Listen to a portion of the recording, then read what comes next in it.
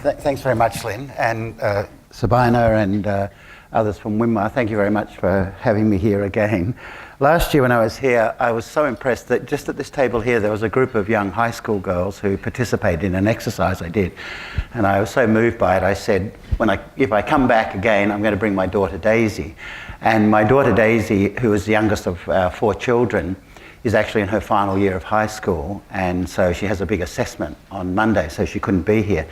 Now, I don't know, any of the parents in the family who have had children go through, it's called VCE in Victoria, but matriculation or HSC or whatever will know.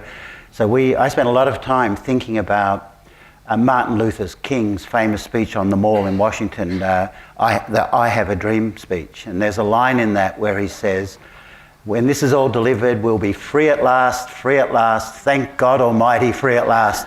And I am thinking, November the 11th at 12:30, I'll be free at last. Not that I'm counting. So I wanted to tell the story about Daisy because Daisy hopes to, like a mother, hopes to go do science and engineering and may very well end up in the mining industry.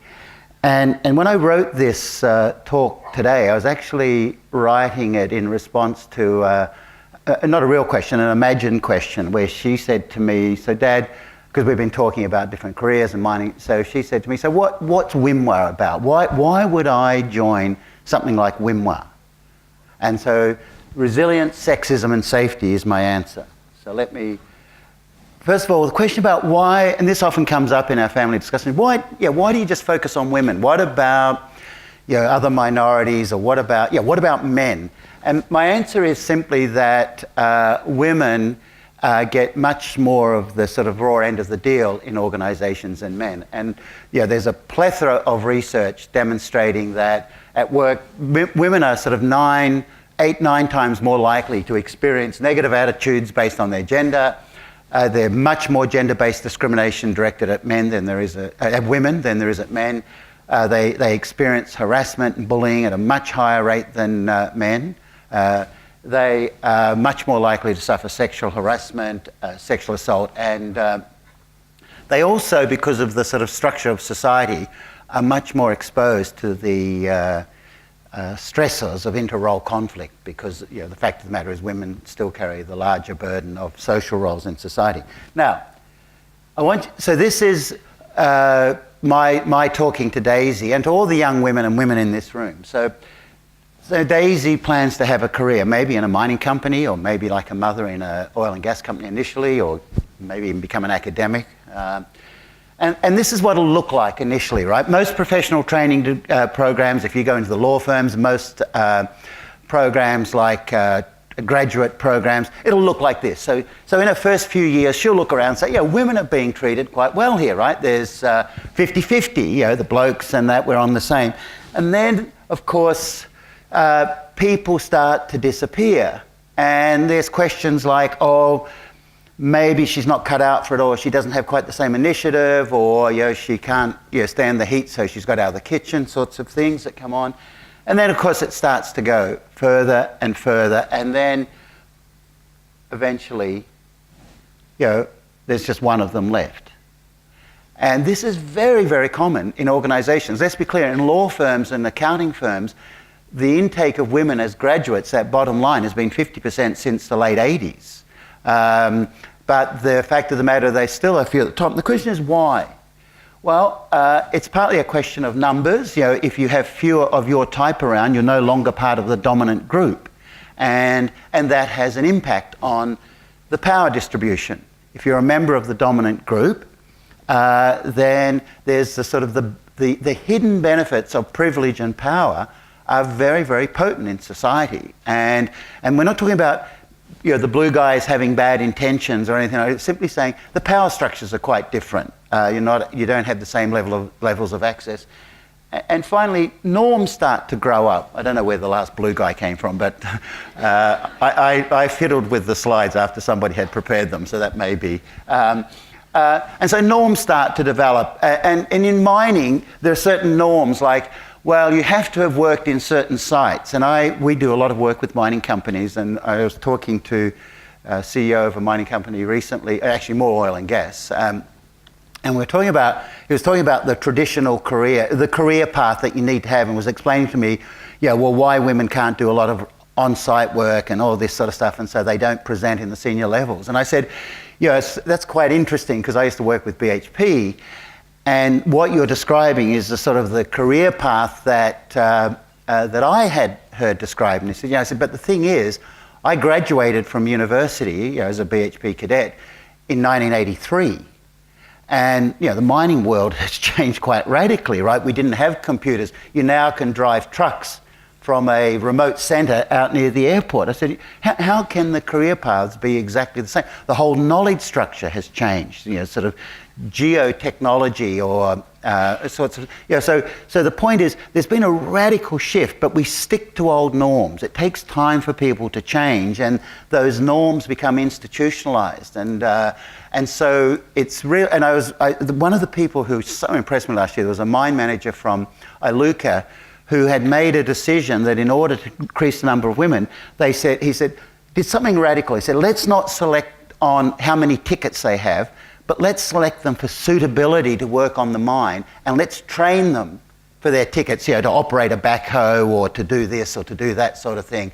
And they very quickly got, and then they discovered the people they recruited who were different. In this case, it happened to be women. They were younger. They were more committed to the organisation. They didn't tend to trade themselves around the industry the way that the sort of 55-year-old, slightly more itinerant men have done. And so they have a much more stable workforce. And he said, sure, we had a few gas pipes dug up in the early days, but the payoff, has been far, far greater. And so it's breaking down these norms. Now, this question of sexism is quite central, and this is quite interesting. This is there are endless articles like this. That as women move into male-dominated environments, sexism is quite a natural reaction. Look, I grew up in Kalgoorlie I was born in the 50s, and so there was a lot of immigrants came into Kalgoorlie, and of course, in those days, if you referred to people as wogs and other sorts of things, it was just assumed you were being complimentary. No, consider the fact that the other side of the equation might have had some sort of reaction to it and didn't biff you on the spot meant that it was okay. But of course, it wasn't. I'm going to talk about why it's not. But these sorts of stories come up, and people, as more women come into these industries, they're bumping up against the norms and the power structures, and so it's this quite hidden set of expectations and norms. It's not people intentionally behaving badly. And one of the themes I'm going to tell you today, much of the extreme sexual harassment and physical violence against women has largely been stamped out. In fact, interesting fact, sexual harassment in the sense of sexual coercion or demanding favours is far less prevalent in mining than it is in universities. And so a lot, but does that mean sexism has gone away? Well, I'm going to talk to you about some research that suggests no, it's not. So let's talk about resilience. Now, one of the questions I, like many, have about Sheryl Sandberg's book, which I've read, and I think she's fantastic.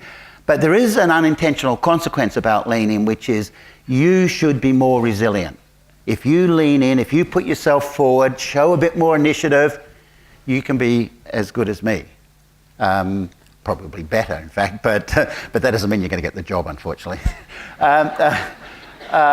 And so what we tend to think of resilience as an individual attribute. We talk about saying, Jack's a resilient character. You could dump him down. This is my son, Jack. You could dump Jack down in the middle of Sri Lanka, as we did one time accidentally, and he will find his way back to where we are, with very little money. He's very resourceful. But what we tend not, and so when we think about resilience, we tend to think about, and this is very much a science model, it's about fit. So people who are resilient fit the environment. They're adaptive, they can function there. So if the environment changes, and they can grow. They're not static. And so when we think about individual resilience, it's not somebody doing the same thing over and over, but somebody who feels like, and we could be talking about a microorganism in a pond, though I can absolutely assure you no single-cell amoebas are going to ever turn up here in a suit, so they're not going to grow that much. But this idea of individual resilience, and we tend to see it as a trait, but it's not really. It's a product of other things. It's a product of the environment that we operate in. Every single person has limits. And the question of, have you learned to those limits? So if you're part of the dominant group and you're saying, oh, this person who's minority, this young woman, needs to be more resilient, what you don't realize is she is probably experiencing more adversity, more, and I'm going to talk about more low-level sexism, different experiences. She may actually reflect differently and think about her own experiences differently. And so our quality of fit, functioning and growth, we individuals have resources, but those resources are not a fixed quantity. They're part of what we learn. This is why children who grow up in orphanages where they're not loved and they're not given any sort of maternal or paternal care, they're not touched a lot, they develop a low level of resilience. I mean, the level of adversity very young without the resources and supports makes you incapable of functioning. And we all vary. Everybody has been through times in their life where the world seems overwhelming. And then, of course, there's the other thing, is the resources. These are the support. Having a parent who picks you up and pats you and tells you that they love you, despite what you've just done, all these sorts of things. This is very, very important. So having a supervisor who is supportive, who flies cover for you when you screw up, protects you from the slings and arrows of outrageous fortune and these sorts of things.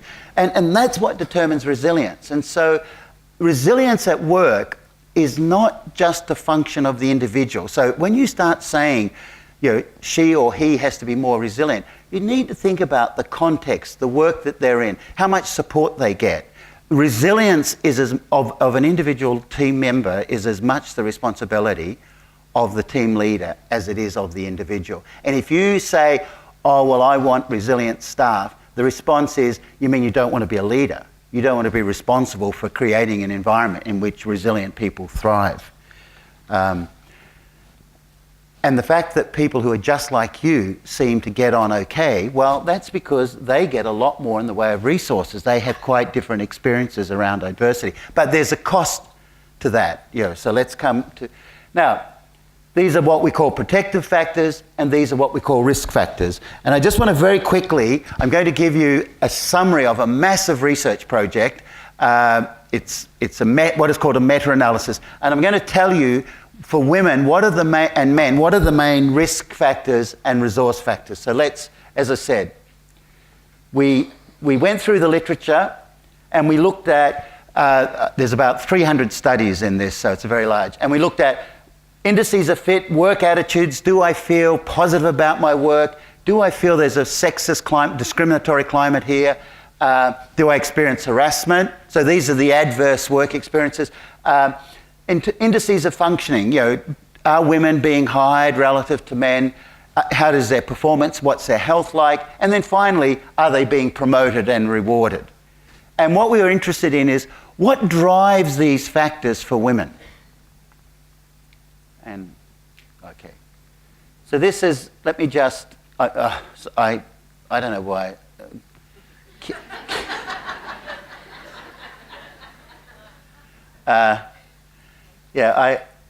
The view of the people in my centre is that I have to upgrade my capability, which I haven't done. Sorry.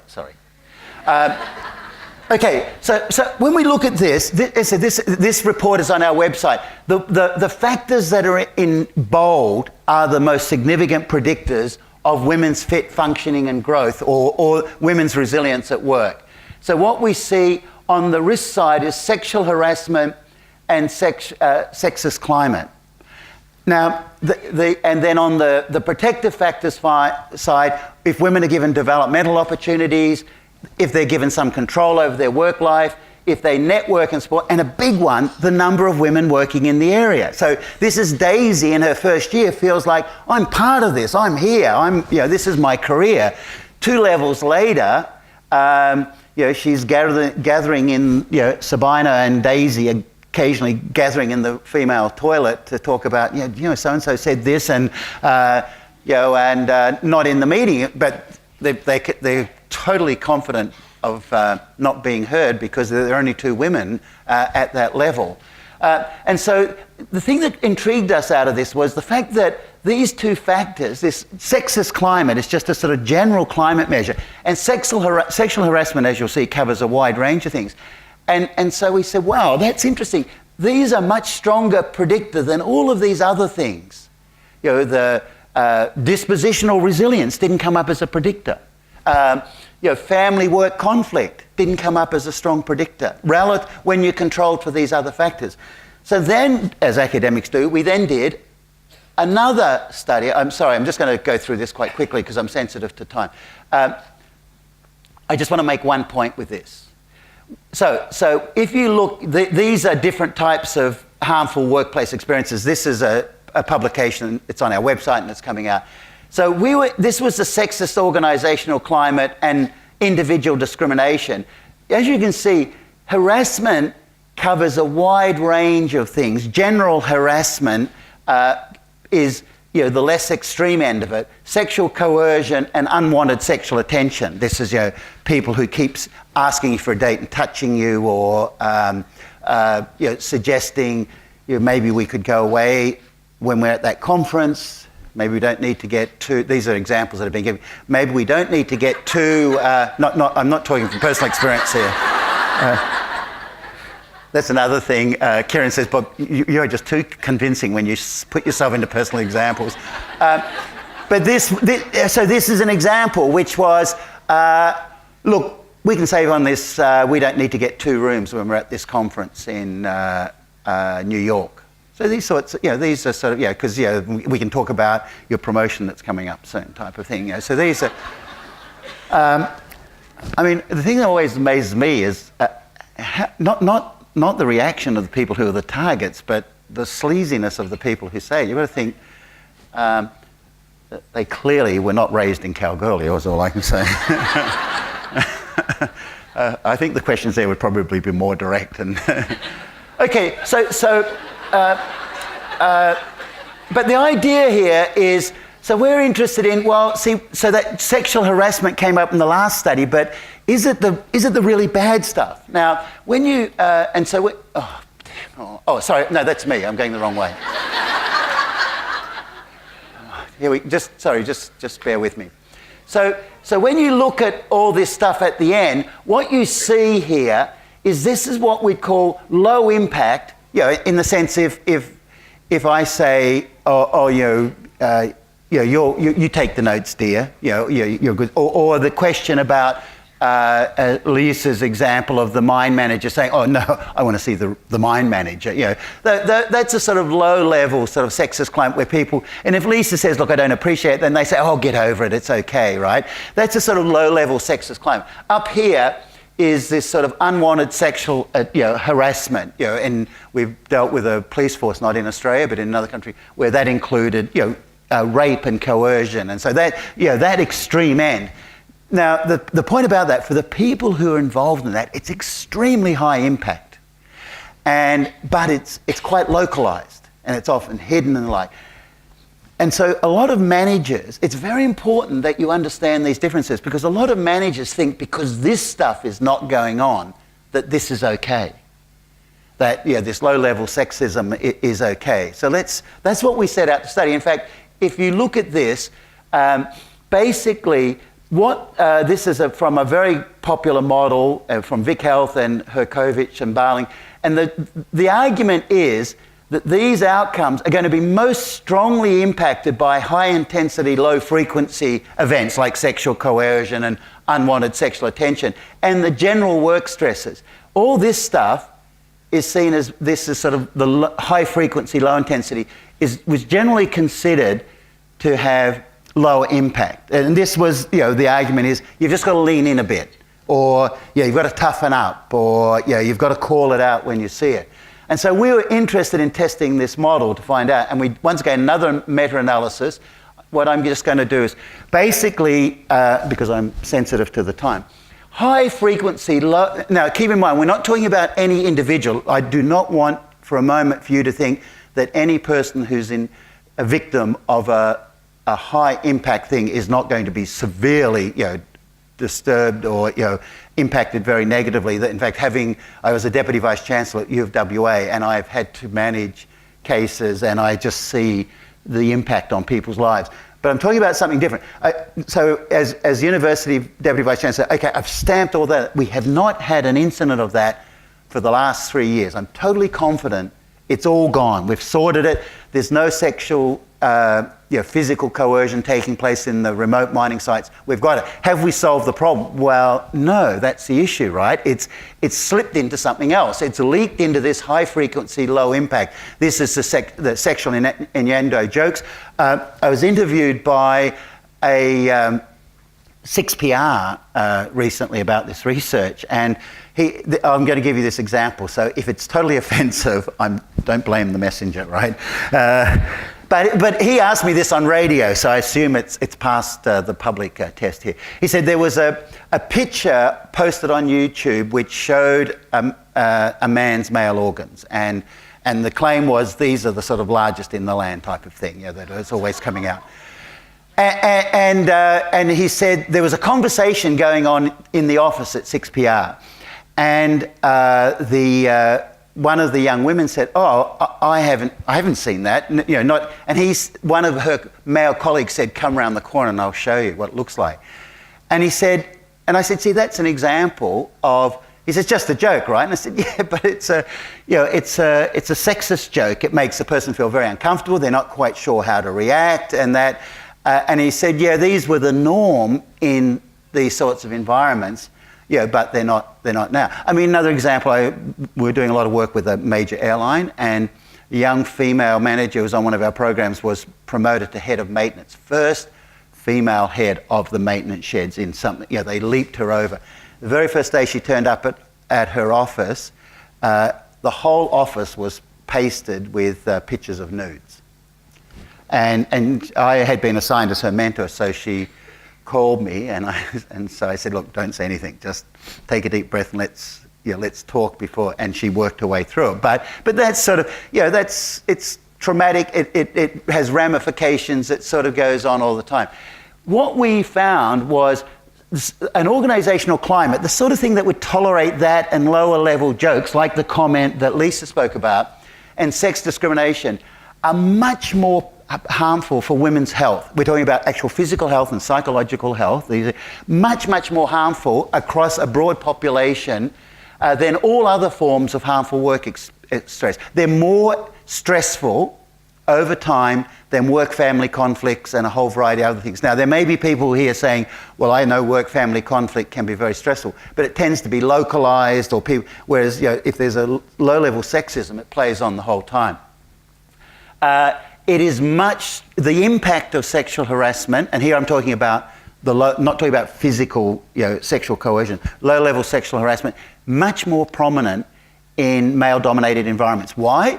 Because there's just few of you, and if you're a minority, so if Daisy and her friend are in that company and they're just one of a few people at the top, it puts her in a slightly different position than if there are, for example, if it's 50% women and 50% men. When there are more, in less male-dominated environments where it's more balanced, there's lower levels of sexism, and sexism has less impact.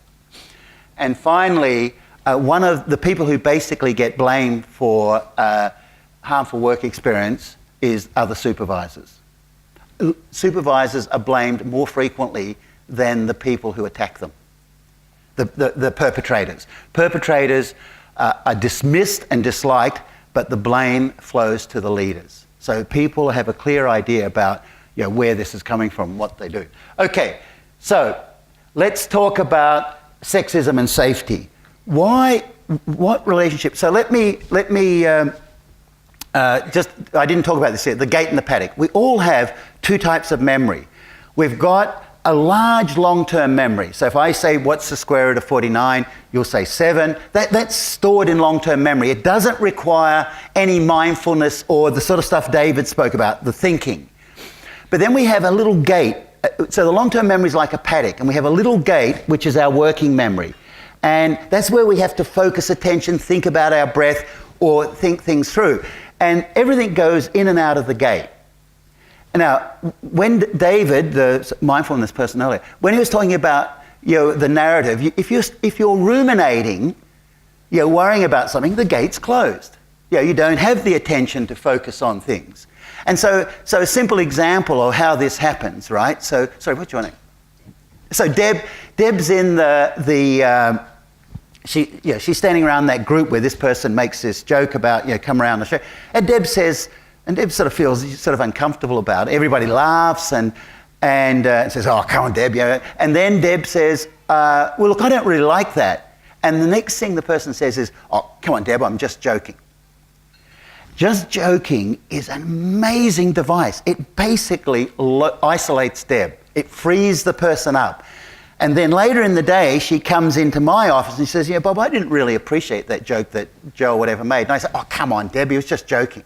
Because I want to move on. We want to cauterize it and move on. But see, for Deb, it's a double whammy. First of all, there's that sort of innuendo, which makes her feel uncomfortable. And then when she sort of talks about it, she's seen as lacking a sense of humour. So it's like a double whammy. And she starts ruminating about thinking, oh, what I should have said, or damn, and then she finds herself talking to people. And it's in that condition, this rumination, she gets distracted. She starts to think, maybe it's me, maybe I don't get it here. Is there something about this climate, right? And it's in exactly that sort of condition. She puts a finger in somewhere where it shouldn't go. Or she walks out behind a truck on the mine site because she's thinking, what I should have said. I tell a personal story. When I was at Stanford doing my postdoc, I just arrived there and I was at a function and a professor said to me, I was introduced as an Australian, and he said, you made me think of this story, Jane, the story you told earlier. So said, is your grandmother a prostitute?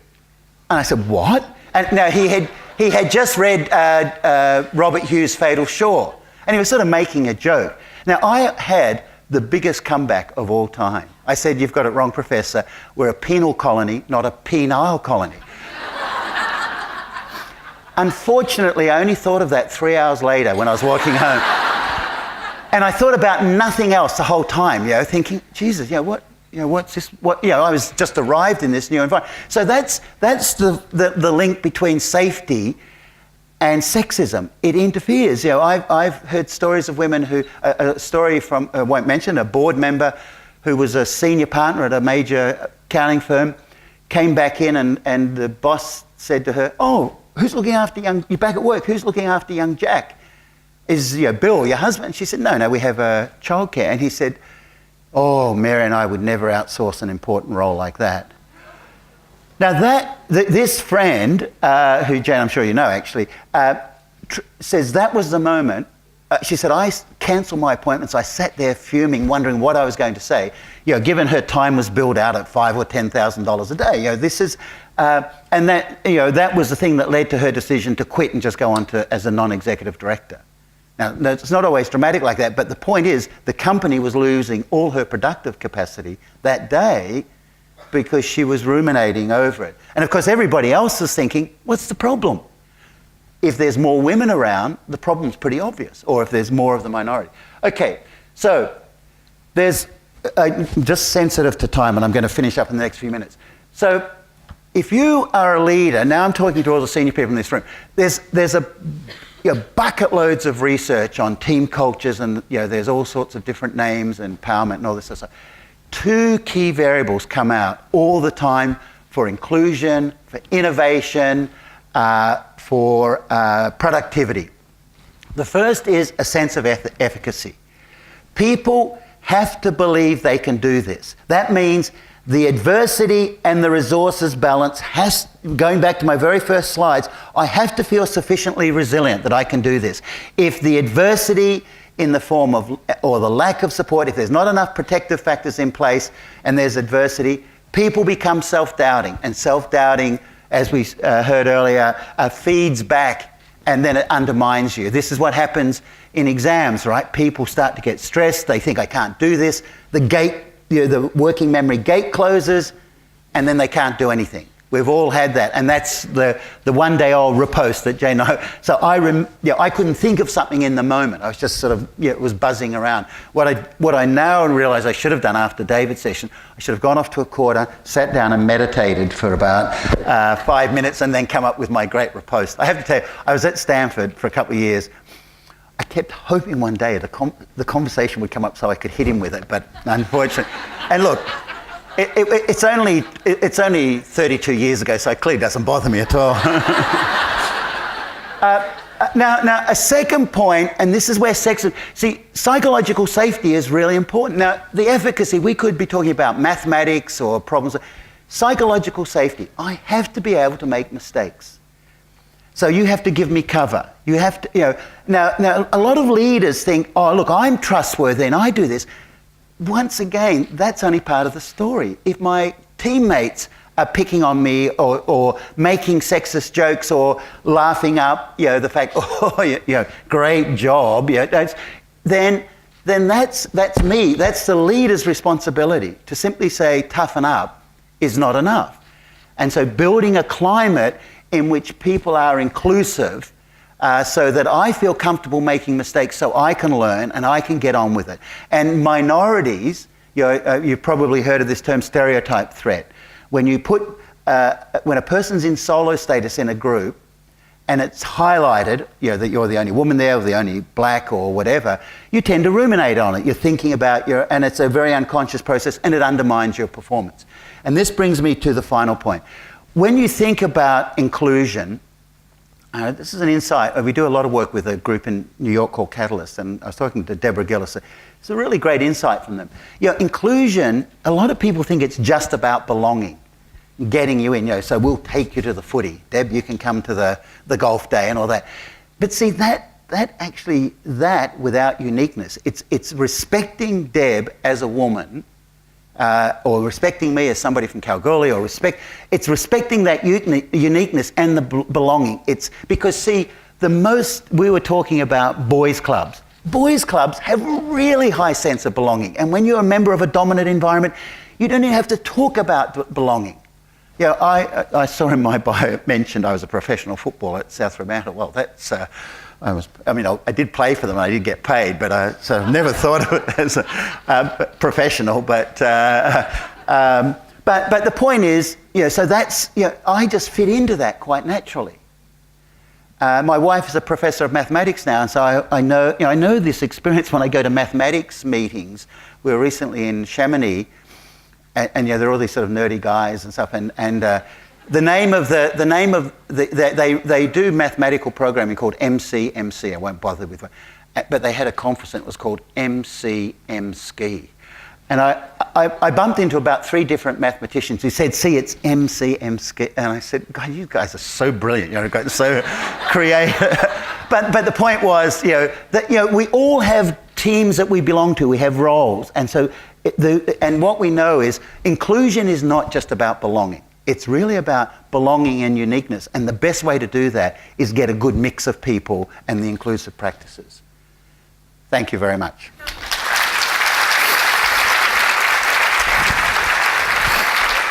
Bob, and I'm going to invite Bob to take a seat here. We're going to have a bit of a Q&A shortly with Jane Caro. And before we start on that, I think certainly the mining industry, just about everyone I've ever spoken to certainly come across at least some level of that low-level sexism. So I'm not going to ask who has. I'd be curious to know if anyone would like to raise their hand as brave enough to say that they've never seen it in their work environment. Going to get any hands raised? Not one. Okay, well that certainly proves something that it's certainly a topic of concern for everybody. I don't think it's just the mining industry.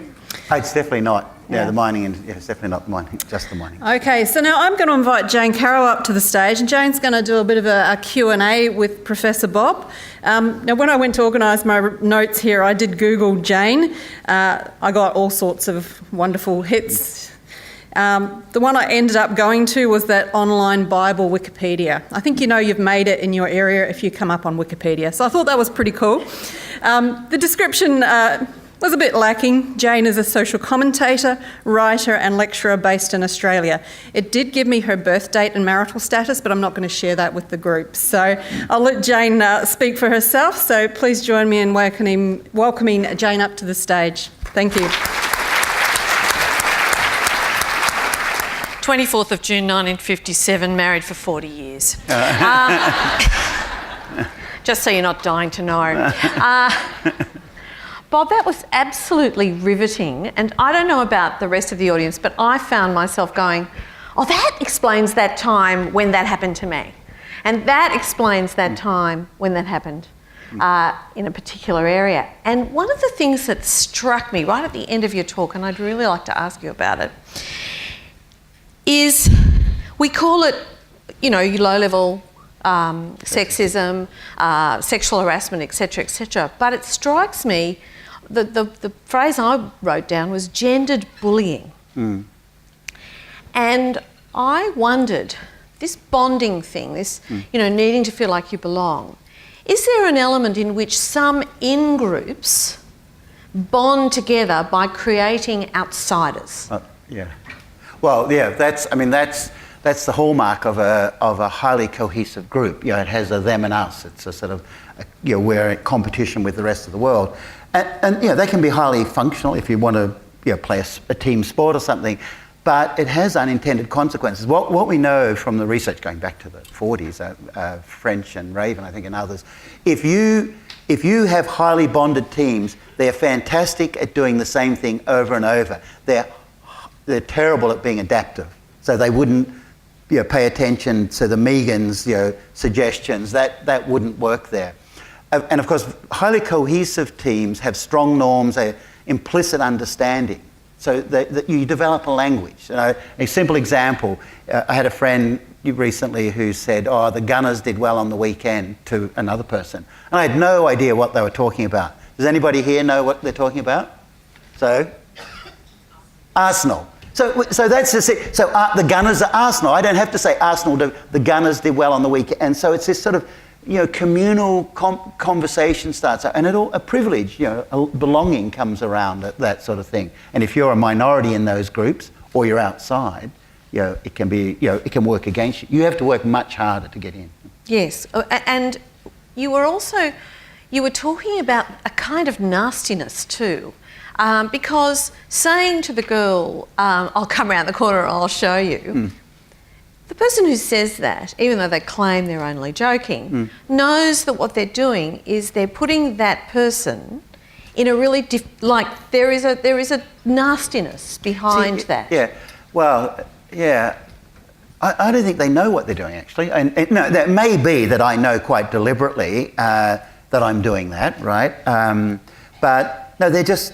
they're just playing to the crowd, and you happen to be the unwilling So prop. They're using you as a kind of prop. Yeah, you're the prop, right? Okay. So Deb, in this case, is the prop. And then the question is, you know, do people applaud or stand back, or do they intervene? And it's see, if Deb tries to do a self-intervention and say, look, I don't like it, then you get the just joking phenomena. Whereas if somebody, this is why, you know, leaders are very important. They need to say, no, just joking. One mining company we've worked with Santos actually. They've tried to implement a no just joking policy, saying it's just like safety.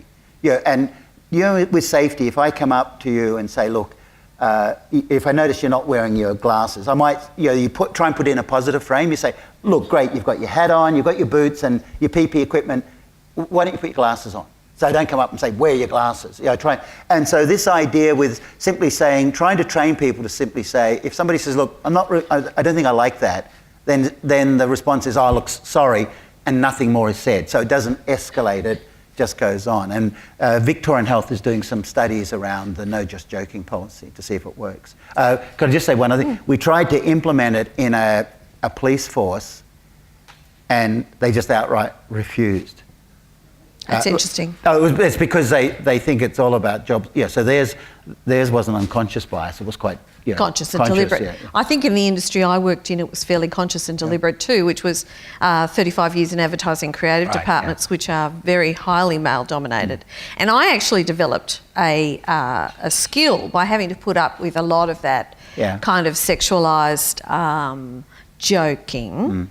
If someone had said that to me, this took me about 15 years before I developed it. Somebody had said to me, "Oh, come on, darling, I'll show you around the corner." I'd have said, no. I've seen way bigger than yours. I can tell just from standing over here. There's nothing there to see. But see, thank you for offering. Very kind of you. But that's a level of, see, that's in one way that's a good, that's your personal, you're quick-witted and adaptive and. Well, I learnt it. Yeah. I didn't always have it. Yeah, but it's they can go either way. It depends upon the level of support, because then the risk is you start seen as being one of the blokes and Teflon coated. I was going to ask you, what about the coping strategy that is the woman who becomes one of the boys? See, when that happens, and we don't have to be talking about women, we could be talking about, different kid from Kalgoorlie or whatever. So, although I'm not quite sure why I've suddenly given preferential minority status to people from Kalgoorlie, but it's personal, Bob. Obviously, it's deep-seated. But if anybody wants to join this movement, I'm happy to have. No, so what happens is you sacrifice your uniqueness in order to belong. So this is the, it goes back to the days of slavery. It was term passing. Right. So you pretend to be one of the dominant group, and that's the challenge for you, because as young women, and I'm thinking now. I remember I was talking to Daisy, saying, well, you've got to protect your uniqueness. But she asked not unreasonable questions. What if people don't like me? What if I don't? I'm saying, well, it's not your fault. It's a system. And then she didn't, but her brother said, great. So what does she do to get promoted while you're changing the system? And and we can talk about those strategies. But I think the first thing is, and if you speak to a mentor, I would be saying, and now I'm speaking to the men in the room, don't assume that it's all about just belonging, the groupiness, because that actually can backfire. And we've done a lot around mining companies, and you see some people who've just adopted the persona of the dominant male. Sometimes it's because they feel comfortable. Sometimes because it's, as one said to me, Bob, it just gets rid of all the crap, and I can go home and be myself. I just put up with it, and otherwise I'd be having difficult conversations 5 times a day. And so I think it's very difficult for individuals, but I do think the leaders, many of the men and the other senior females like Lisa and Megan and others in this room, and Sabina, that's really what we need to do, is how do we accommodate uniqueness and belonging? If you can get those two things going, that's the element of it. That's the logic of a group, is diversity that can work together well enough. It's not a bunch of individuals running off in different directions, but it's got diversity, and most groups sacrifice the diversity in order to get the cohesion. And in the extreme form, many of you will have heard the term groupthink. That's the extreme version of it. Well, I know, your last presentation here last year was about unconscious biases, but I'm going to reveal one of my conscious biases. I'm interested in your take on the ideas you were speaking. I was thinking that one of the things really helped me in my career, particularly when I was younger, was feminism, because it gave me a language to describe what was happening to me that wasn't about me, but was about a bigger difficulty in the workplace. Would you agree that that's one of the benefits of feminism, having language? Oh, totally, because language carries culture.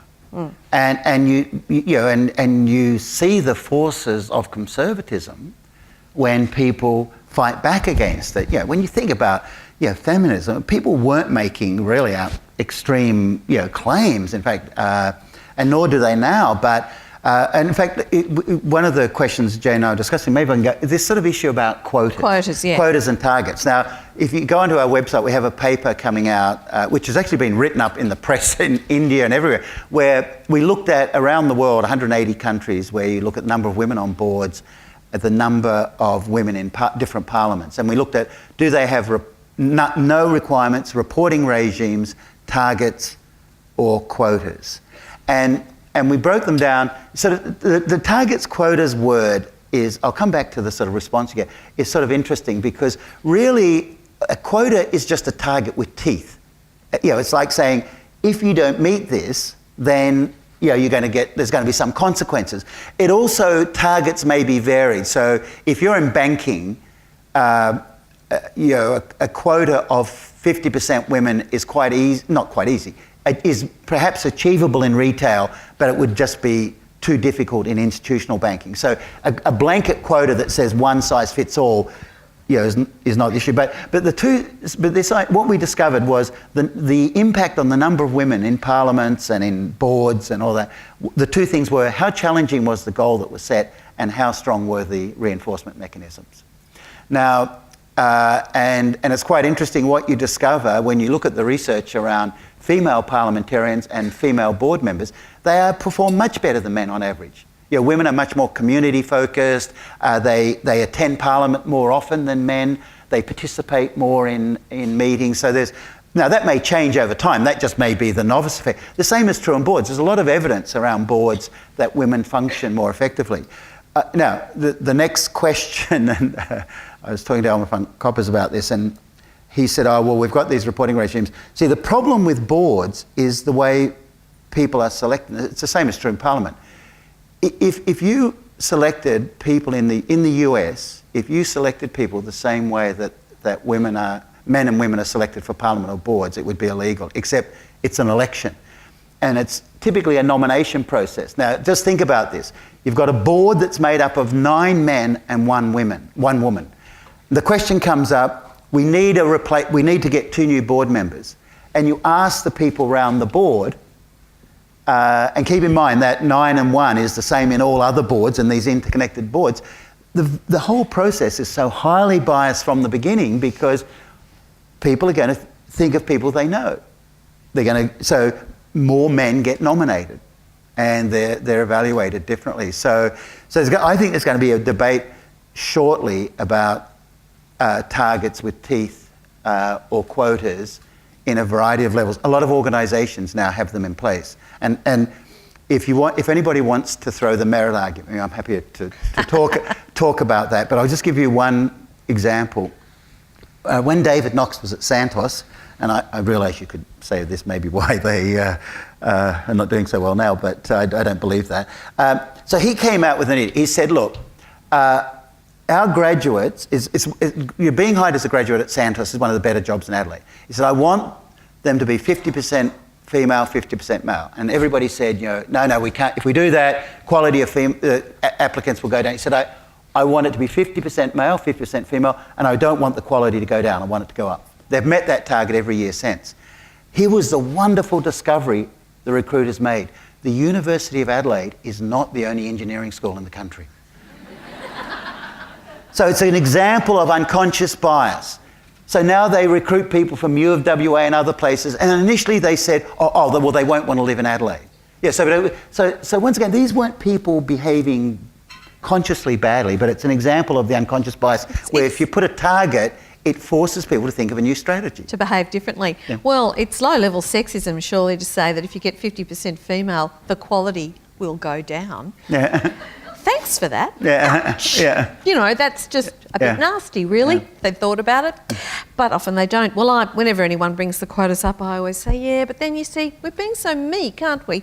There was that 2,000-year 100% quota that operated for such a long time. Yeah. We were really going for equal. We'd say, sorry, guys, it's going to be 100% for the next 2,000 years, our way. But we're nicer than that. Yeah. Don't know why. Speaking about niceness and not, I can't help having you on the stage here and coming from New South Wales, as I did yesterday, Sydney. Some of you will have heard about the report that's come out about the surgeons and the sexual high level, it sounds like, and almost high frequency sexism that is now being revealed in our, I suppose, what you would call operating theatres. What's going on there? Why is that only just sort of being publicly talked about now, and why has such a culture developed?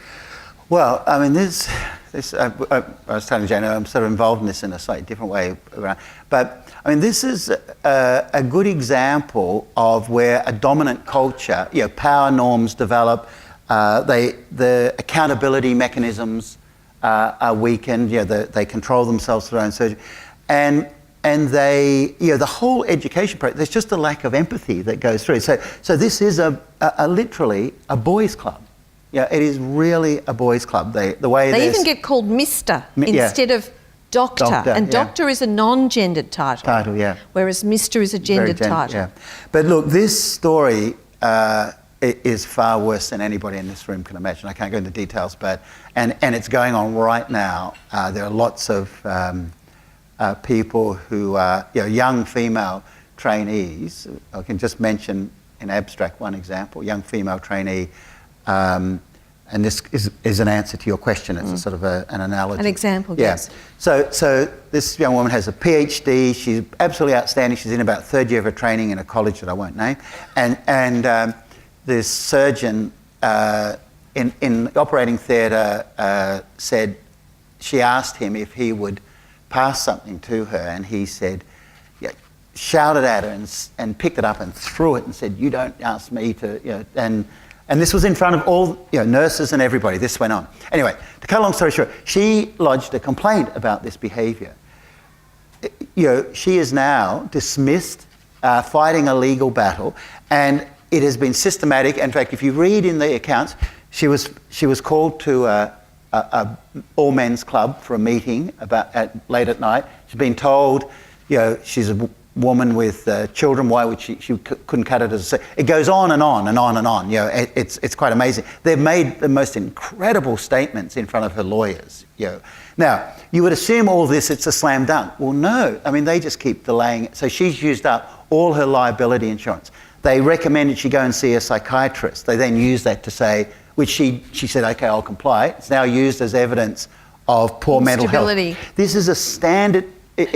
If when you read the accounts in the newspaper, this is a standard strategy. They're not even imaginative enough to come up with new strategies. They just copy what has been done. This is the extreme form, and it's not going to change unless they change the power structure. It's the power structures and the norms, or some massive. As I said, the external threat is not breaking that system open. So it's about accountability. It's about appreciating uniqueness. It's about this sort of sense of belonging plus uniqueness, and any system that relies so heavily on large status differentials is bound to fail, right? Because skills change over time, demands of skills change, and in the US, new surgical procedures take 17 years to be adopted. So basically what's happening, the senior surgeons don't, you have to wait for a new generation to come on. So there's many malfunctional aspects. Sorry, it's a bit close to the bone. Do you think, though, because for those of you who aren't aware of the report, basically a woman surgeon was quoted in the media as saying to a bunch of young interns, people who are about to go and train to be surgeons, female, if you don't, it's easier just to give the surgeon the blowjob and get on with it. She was quoted across the media. This blew the lid on the fact that these young women were often being asked to give doctors sexual favours in return for training, for work, for opportunities. Really quite heavy stuff. And so the College of Surgeons has now had an investigation and reported on it. Do you think the fact that it's being spoken about, a bit the same as the Royal Commission into institutional responses to child abuse, does the fact that we put the spotlight on it start to break down those cultures? Well, it might. I mean, can I just say that example about sexual favours? There's just all this other low-level sexism. That's the kind of peak, and there's a whole iceberg of stuff going on underneath. Treatment and threatening and getting people to make counterclaims and all that. It's a very one of the things is I think first of all, when the College of Surgeons put out their call for submissions. The heads of many of the other colleges, including the one where this person I've mentioned is currently fighting about major battle bullying, put out a statement saying would totally not tolerated in our colleges. We don't have anything like that. So they're quite and so look, I don't know, Jane. I would like to say yes. I know Ken Lay, who's on the committee, former police commissioner, and they've asked us to look at the report to make a set of recommendations. I think for some of the people it's really a bridge too far. And I think, let's be clear, there may be people in this room whose parents or partners are surgeons, and the problem is everybody's tarred with the same brush. Yes. So decent, and we are talking about, let's be clear, we're talking about a minority, but good people are tarred with that brush, and they want to protect their identity. So I'd love to believe that something's going to happen, but You think it's a long road? Could be a long road. Yeah. Just to move off that for a minute, because I know we've only got a couple of minutes left. You mentioned the Howard and Heidi experiment that Sheryl Sandberg speaks about in Lean In. And the thing that intrigued me about that was the juxtaposition of high skills and likeability for women. Yeah. Do you want to explain? Yeah. So you all know the Heidi. I think I reported on this last year. One of my students, Anna Jeanette, has done a meta-analysis. So basically, if you give people two CVs exactly the same, but you put a female name on one and a male name on the other, they're evaluated different. Now, I can tell you a circumstance where they're not. If you have them both in front of you and you see that, but of course, this comes back to our gate capacity. We tend to look at these things sequentially, and so what happens is the female is subjected to evaluation bias. She's seen as being equally competent, but less likable. And so what happens is this likability then plays into questions like fit. Would she be a good fit here? Or, maybe she's not the right person for the job. And so, being highly competent and being likable is achievable for a woman, but it takes much longer. So my wife's a professor of mathematics. Female mathematicians regularly get rated lower than male teachers, but it improves towards the end of term, and particularly with small classes, because people discover who you are. I can walk into a classroom and land in that likeable, high, competent. I could, because I'm a male. I'm not saying I do, but I could. Much easier than Sally because of that technical. The unconscious bias we all harbour, because I think there's this idea that only men have unconscious biases, but in fact we all. Sexism, isn't it Liz Broderick who says it's like asbestos? It's in the walls and we all breathe it in. Yeah. And so we all have this unconscious bias that women who are very highly skilled must be in a way colder, nastier, more calculating than the men who are very highly skilled. Well, they're perceived that way even if they're not. Yeah. If we take people like Sabina and Megan and Lisa who spoke earlier, I thought those Lisa and Megan stories were fantastic, and clearly Lisa has had a very warm, supportive environment. But the fact that she's made it doesn't mean it's she adapted in her own way. It doesn't mean it's the same at the lower levels. Equally, when Daisy goes in and she's 50%, it'll all look pretty good. But I can't tell you the number of people in our studies when it's 5 and 10 years in, when the whole world is looking quite different. And it is evaluated. People are evaluated different. There's a lot you can do about it. I mean, it's very easy to overturn it. And can I just? You mentioned Liz Broderick, and Liz has a saying which is, if you don't consciously include people, you may unconsciously exclude them. And I told this story last year. I'm going to tell it again now because this is a true story that I've been told many times.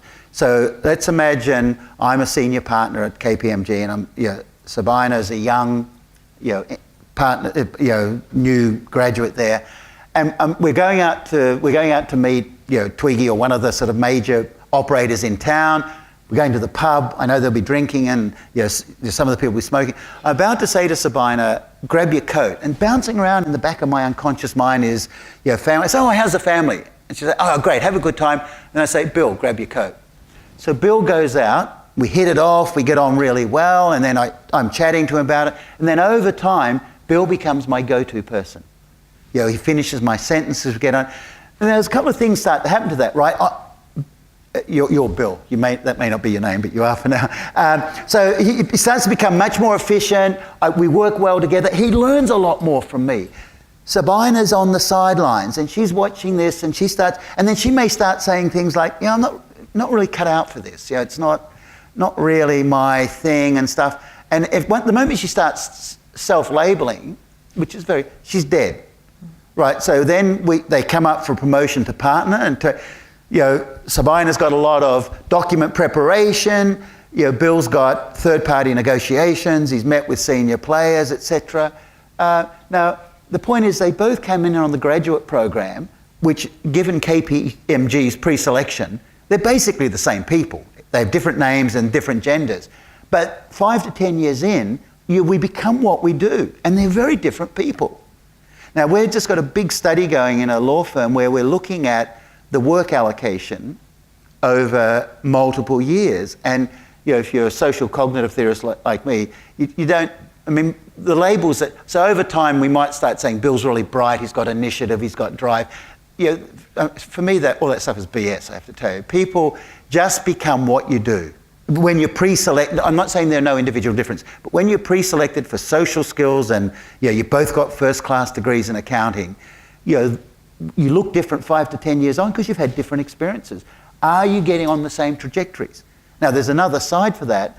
As the manager, I'm displacing all my risk onto the firm because I'm not developing Sabina. If they were two machines and I really got one humming and ignored the other one, I'd probably get sacked. But because they're two humans, and because Sabina's not the dominant person, she doesn't fit the stereotype, none of this is conscious or intentional. She ends up not being developed. And if she has a baby and then self-labels because of her experiences, I get off scot-free. She's out of the workforce, and nobody, not even myself, is aware how I've contributed to that. And our unconscious biases are reinforced. Totally. Because we go, well, women are all very well, but when it gets to the pointy end, they just, they can't cut it. See, look at Sabina. She had potential once. It's like you described to me bad parenting then. That's like having two children, right? One of whom you pour a lot of love, time and attention into, and the other one you kind of leave out. And you get the result that we often see in the workplace. Do we have time for another question, or am I nearly out of time? Oh no, there's hovering, so no, we're out of time. No, we're out of time. See, hovering behind my head is never a good strategy. I can't see you. I was ignoring her for you. You were just ignoring her, Bob. Thanks for helping me out. I'd just like, before we close and before we say thank you to Professor Bob, who's just wonderful and enlightening in every way, just wanted to just pass on to you a little bit of negative feedback because, with the gatekeeping, the ruminating and the distracting, I just want to say that I've been doing a little bit of that because you just so blithely said that everyone in the room just automatically knows what the square root of 49 is. And I have no bloody idea. So I just need to now go away and get over that feeling of inferiority, which is really tough for me. But anyway, apart from that, it was really good. No. Thanks very much. Thank you, Bob, Thanks so much for all your work.